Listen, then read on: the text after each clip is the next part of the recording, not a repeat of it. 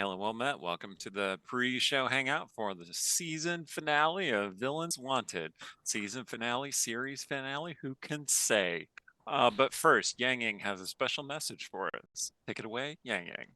Yo, what's up, everybody? The message number one, I still need to update the code names code right there in the lower left corner. But also, more excitingly, we have 3 audiobook copies of Aaron Evans's latest book, Relics of Ruin, coming up, dropping in about a week. But you could actually win a copy of the audiobook here tonight.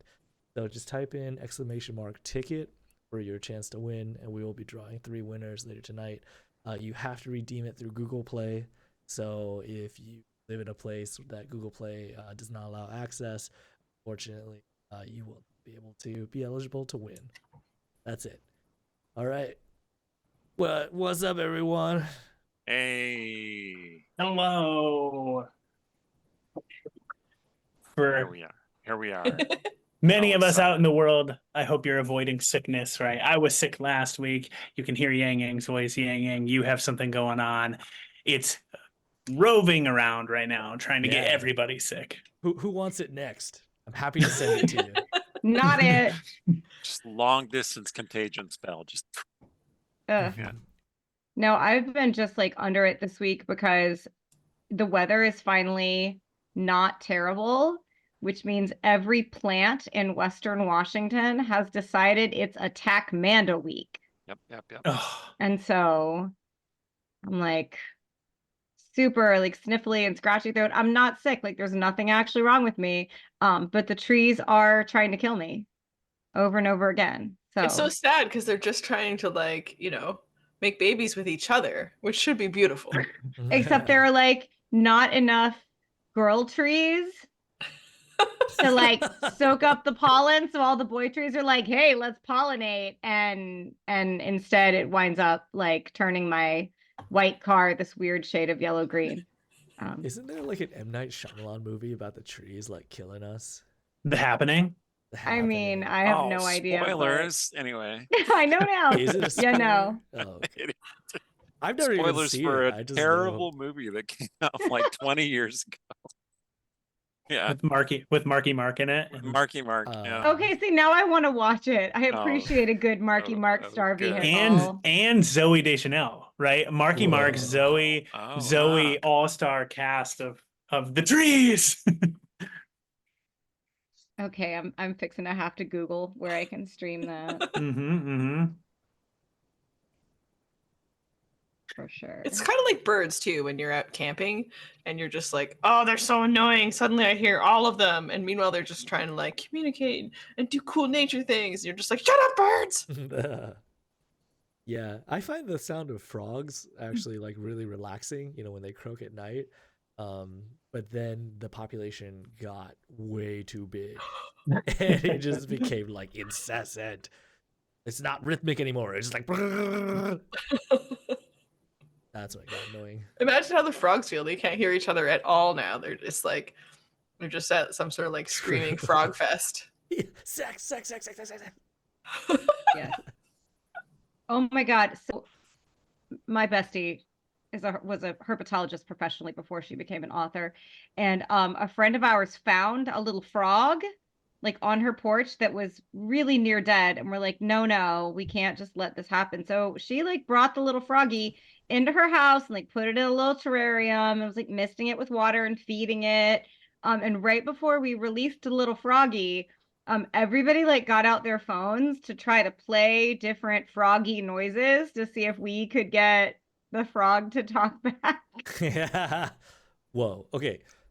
Let me position this scenario to you guys. What if one day, like a giant alien came down to Earth, gently picked you up, like put you in, let's just say, like a super comfortable, like 5-star hotel-esque room, and then like started putting donuts and cake near you? Yes. Would you be terrified, or would you just embrace the life? Oh, I would be so in. I would be so into that. Yeah, give all the donuts and cake, please. I would prefer like other snacks. I would prefer salty snacks, but I will take the free snacks offered by the aliens. I've seen animals do that where they like sniff the snack and then like they'll like turn their back on it or like, bring it into the corner and just not touch it. So you could show them that you're not into that. I'd be like, really? Donuts and cake are fine, but have you heard of chili fries? It would take them a Ooh. while to get to chili fries, but I like where you're thinking. So it's supposed to be like 84 on Saturday here in Seattle. Oh yeah. And I I know gotta do a Amanda's quick real Google. excited You know exactly where I'm gonna be. because she's from Florida. And like, I don't know if people know this about Florida, but it's a lot hotter there than, well, anywhere else in America, really. And like, I'm going to be, trying to stay in a sensible temperature, like 62. But like, I'm anyway. gonna be in the middle of the lake. You Yeah. will not be able to reach me by ordinary means. Semaphore or like carrier pigeon is pretty much the only way you're gonna be able to reach me on Saturday. If I don't show up to Mother's Day brunch well and truly sunburned, something will have failed. Oh, man. Mm. Guess you could have Mother's Day brunch out on the lake.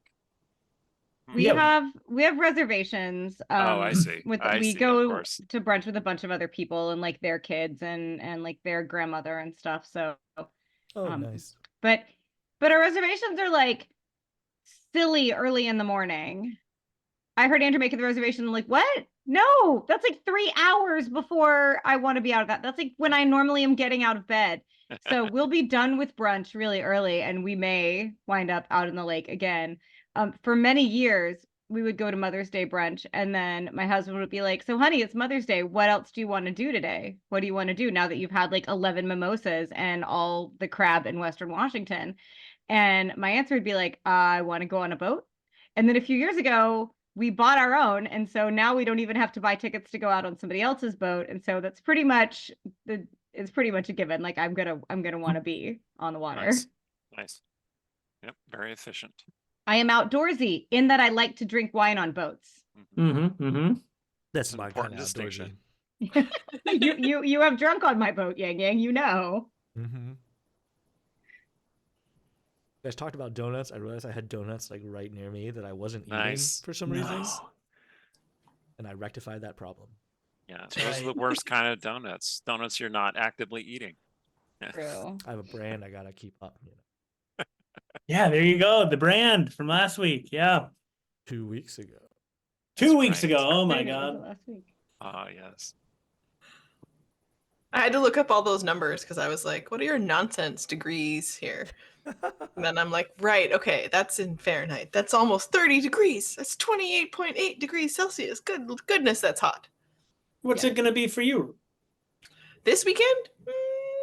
Probably like 16. What does that mean in That's American? pleasant. Yeah.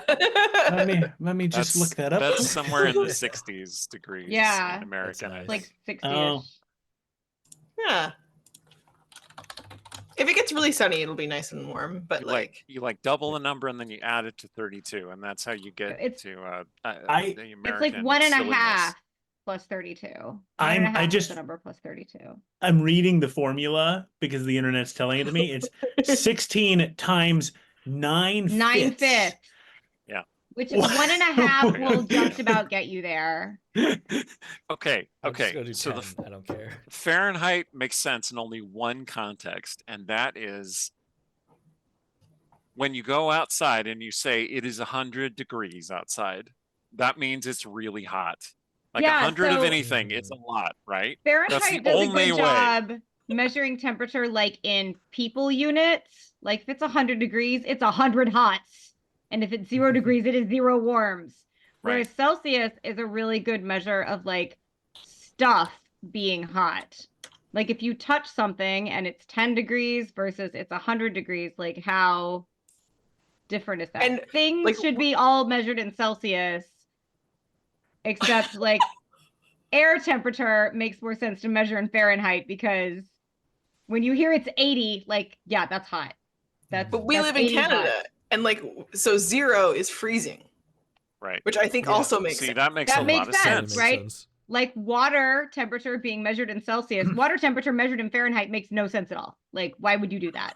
Yeah. That's 32 degrees silly. is freezing temperature for water in Yeah. Fahrenheit. 0 to 100 as your scale of water is frozen to boiling makes all the sense in the world. Like, it is foolish to ever measure a liquid temperature in Fahrenheit. Like, that's just, why would you do that? It makes no sense. Have you heard about this? So I might be just fully rumor mongering in this moment in time, right? But I heard that Botox is measured in MUs, which is mouse units, and it's the number of units it takes to kill a mouse. Wow. Never heard that before. But I love it. I caught wind of that rumor, and now I'll spread it. And I was like having my mind blown if that is truly the case. Now I gotta look that up. Units of mouse? I know. Like how many mice am I You injecting into my understand how face? I'm Googling this right now. I'm Like, Googling it too. It's measured in units, and there's like 100 it units could be- per vial. It could be a milliunit, and it's like a milliliter is so if it's like, although mils would be a lot, it's got to be like, because I assume that an injection. I have never had Botox, but I'm assuming that it's a small, teeny tiny amount. So I would guess it's more like a microliter. A syringe of Botox, like a regular syringe full, is 50 to 100 units depending on the size of the syringe. So a unit would be, yeah. Wait, Original Angston just wrote something. The amount of toxin required to kill a 20-gram mouse in 15 minutes via. Wow, Yeah, no, There you that is, go. I just found it too. Like, it's real. Oh my real. God. Peritoneal injection. Science is wild. Uh-oh. Wait. So what is the official term for like the unit? A mouse? They just call it a unit, but Oh, but unit. if you Oh, go I see, I digging, see. it is a That's mouse cool. unit. Yeah, okay. That's Wow. crazy. But they That's administer Botox crazy. in units. Like, you get X number of units in your forehead or X number of units in your frown lines or whatever. Yeah, you could Wow. be like, my forehead is so good it could kill 6 mice. Right? My Yep. forehead could kill a dozen mice. Thank you. Deadly to a my- colony. I have a friend visiting my partner right now, and she works with mice, right, in her day-to-day job, and does a lot of scientific experiments on them. And she's never played D&D before, so she's like, I really want to play D&D, and I was like, sounds great. All right, everybody, we're all going to play mice, and your one-shot experience is that you're going to be running through a maze, and kind of like Honey Heist, you have to not show that you're too smart, or else you will be removed from your community. Oh, And the reveal will be that they're all lab mice who are getting smarter and smarter. I love it. It's like The Secret of Nim, the game. Yeah, exactly. Ah. I used to love that Ah. book series. I mean, I anyone still is do. I haven't read curious any. what intraperitoneal means. I know what that means. You don't have to explain. Well, there's certain people in our chat who might not know. I can do it. I can do it. Wait. Intra. Okay, let's do this. We can do this. Okay. Okay. Outer layer of the skin. Close, sort of. Okay, so the peritoneum is the abdominal area where all of your abdominal organs are. Oh, So intraperitoneal would be like into that area. okay. I expect this to come up in the game. I'm making note of it right now. Why are you giving him ideas, Eric? Why? Oh, he'll do it to me. It's fine. William Blakely Galahad casts mouse units the spell, and it just strikes you intraperitoneal. Ah. I dodge and have it hit me in the face, and now I look forever young and beautiful. Or just weird. Just Or really you weird also- and puffy. Get fewer migraines. Oh, is that a side benefit? I think yeah. It's a treatment for migraine. Oh. BG cast peritoneal chaos. You spend the next few rounds just That's right. That's right. So after you get hit by this attack, you're immune to psychic damage. I like it. Oh my word. So, But you have disadvantage on charisma based checks. Because I'm happy. Can't you tell I'm happy? You no, yeah. what is in the writing that you've all done, right? What has been a fact that you've been like so excited to incorporate into your writing if you've done this, right? Like you're like, oh, I just learned this thing, it has to show up in some way. Man, oh, there have been lots of things like that. Oh, Trying to okay, think of a here's good one. example. When I was in middle school and really just intent on having a career in the music business before my parents were like, shut that down. I learned a lot about entertainment law that like most people don't know. And I incorporated my understanding of a compulsory mechanical recording license into my last book. Dick. Like there's like a lesson on compulsory mechanical license in the book, basically. Hell yeah. Because I was like, here's like the weirdest piece of legal knowledge that I walk around with. It's actually probably not the weirdest because I learned a lot of weird legal stuff in my teens, but it is an interesting one that most people don't know. And so All the I stuff did do that. all the stuff around animals as people and the laws were once upon a time, I believe, is in England, where they believed that animals had souls and could Oh, recognize yeah. morality. So they would like punish a pig that ate like the farmer's crop or something by like marching in front of the other pigs and then like berating it and then capital punishing it to discourage the other animals. Like, just That's wild. funny. I read once that there were like a group of mice that ate a traveling merchant's food, and then that traveling merchant tried to like sue the mice. So the court had to serve like summons to these mice. So they sent out like couriers to try to find them to like give them notice. And then like for whatever, I don't even know how they even figured this out, but like apparently they got the wrong mice to show up in court. So they just got it like tossed out. Oh, that's funny. I could imagine being the poor process server who had to go out and like locate the correct colony of mice. Yeah, you're like, my job. How long have I studied to get this job? Okay. So I have two answers. One of them is I was very into fencing when I was in college, and I decided that I really wanted the rules of a fencing tournament to show up in a book sometime. And I did write a book with the Yes, you rules of a did. fencing tournament. It's all Yes, you did. around a tournament. And then I had to hand it off to Amanda's husband to double check because he knows a lot more about that than I do. And I was totally wrong in like half of what I wrote down. But it's fine. It was still fun. The second thing, which I haven't incorporated in a book yet, is this thing called corpse medicine. Excuse me? Do you all know what this is? So once upon a time, that is a few hundred years ago, we think of like medieval medicine as having like leeches and bleeding and the humors and that kind of thing. Well, an evolutionary offshoot of that was corpse medicine, whereby people thought that they could cure diseases by consuming things made of dead human bodies. Yeah. And so I've been really interested to put that in a book yet, and I haven't done so far, but I think I know which one it's going to end up in. So there's a thing I want to put in a book also. There's case law in Florida. If the statute about driving under the influence in Florida says you have to be in actual physical control of a vehicle. And because of lots of legal precedents harkening like all the way back to the like sort of period of transition between everything being horse-drawn carriages up to horseless carriages to motor cars, a horse is still a vehicle in Florida. Unless there's a minimum speed set on a road or like a freeway, like the Eisenhower Interstate, horse is still a legal mode of transportation. But there is now and has been it happened in my lifetime, case law in Florida that you can no longer get a DUI on a horse because What? it was successfully argued that if you are drunk Amazing. and on a horse, you are not in control. That there is like a smarter cooler head prevailing.